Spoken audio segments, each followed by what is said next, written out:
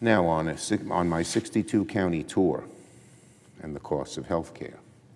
Well, today's a special day for me as I completed my annual 62-county tour. Every year, I visit every one of New York's 62 counties, and today's 62nd county was Columbia County with a visit to the Ooms Dairy Farm in Columbia County. When I first ran for the Senate, I promised New Yorkers I'd visit every single county at least once a year, and I've kept that promise up for 27 years. This is the 27th year I've had that tour. I love it today just as much as I loved it then. You learn so much. You see people face to face, sitting behind a desk, just answering the phone. That's there.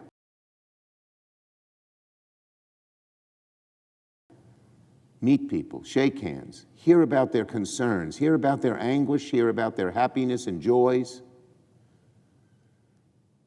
And that's what I do in every county. And New York's a tremendously diverse state. We have one of the largest rural populations in America. Our upstate cities are like Midwestern cities, and of course we have New York City and its suburbs, the largest metropolis in the country. So I get to see and learn everything. I consider what I do, visiting each county, a work requirement. I can't do my job if I don't talk to New Yorkers face to face and see firsthand what's going on with them every single day.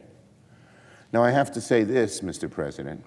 This year's 62 county was somewhat different than the ones in the past. This year, I've heard from New Yorkers in every corner of the state, in every profession and every age, every race, creed, color, gender, preference, about the rising cost of living. It was a universal chorus of complaint that our country is not doing enough about the cost of living. Every county I visited, all 62, had the same story. People are struggling to pay for the things they need. Some of their worst moments are simply sitting around the dinner table after Friday evening dinner and saying, how are we going to pay this bill? Maybe we should pay this one, not that one. Do without this, do without that. And for families with children, it's particularly hard when their kids need things that will be good for them and they can't afford them. Here are some instances. I met so many. A man named Thomas, the owner of a beautiful brewery, 1812 Brewery in Watertown, New York, on the shores of Lake Ontario, where the War of 1812 was fought. His beer was taken off the shelves in Canada because of Donald Trump's stupidity in name-calling the Canadians.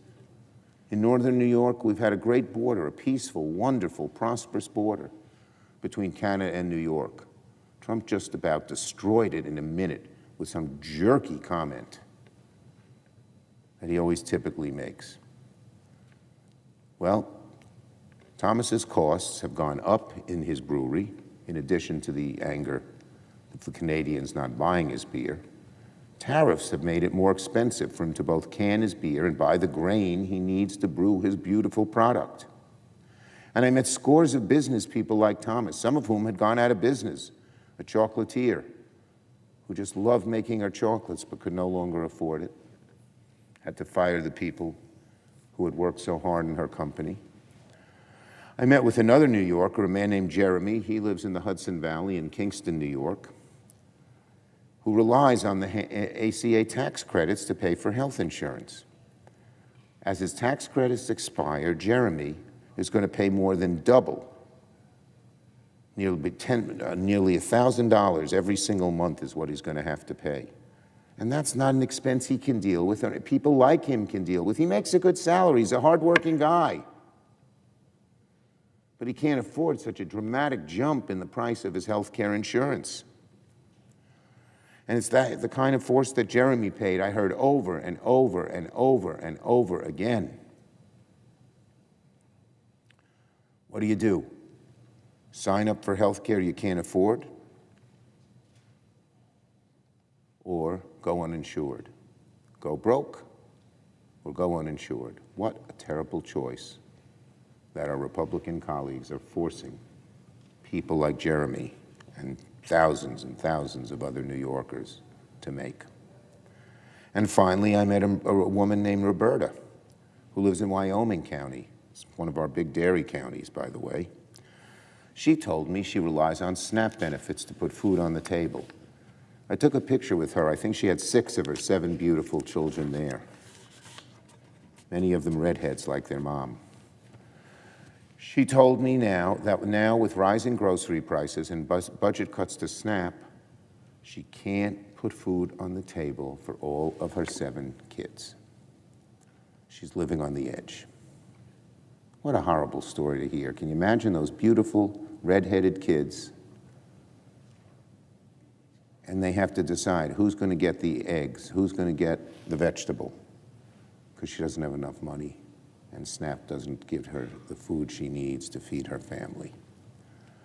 So, here's what I'd say to you, Donald Trump.